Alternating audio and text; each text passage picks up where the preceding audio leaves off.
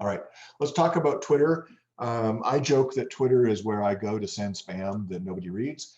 And that's somewhat true. If you send out a tweet and 20% of the people who follow you see it, you're killing it. The vast majority of tweets that get sent out are never seen by anybody. There's just so much noise out there. And that's true unless you're somebody really popular. So as a newspaper, you'll probably get a larger percent of your tweets seen than, say, my tweets or your personal Twitter accounts. If you were the police department or the mayor's office or something like that, yeah, you're going to get more people actually seeing your stuff. But even then, 20% is a huge percentage of your followers to see your stuff. Things to always do: always use a hashtag that indicates something about what's in the tweet, a term that might be popular, people might search for. Always include an image, and the reason why is in somebody's Twitter stream, there's going to be a whole bunch of just plain text. That's not going to get anybody's attention.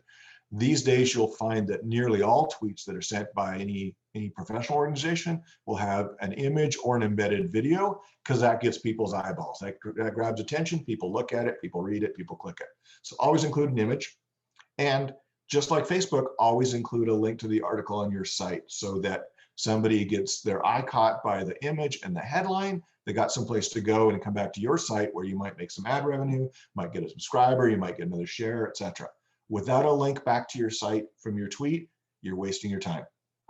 Now, let's say the article you're sharing on Twitter is about the mayor or about a business person or whatever happens to be.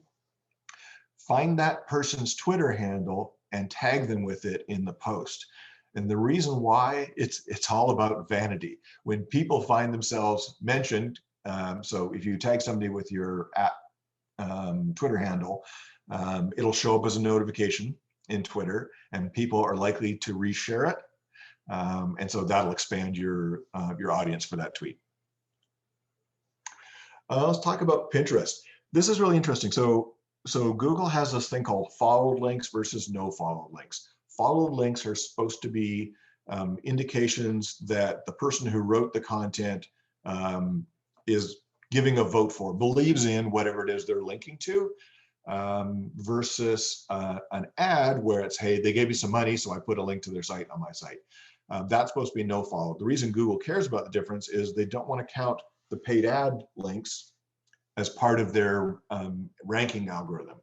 So anything that's no follow, that's a paid ad, is not going to count towards making, towards Google's idea of is that page or that site popular.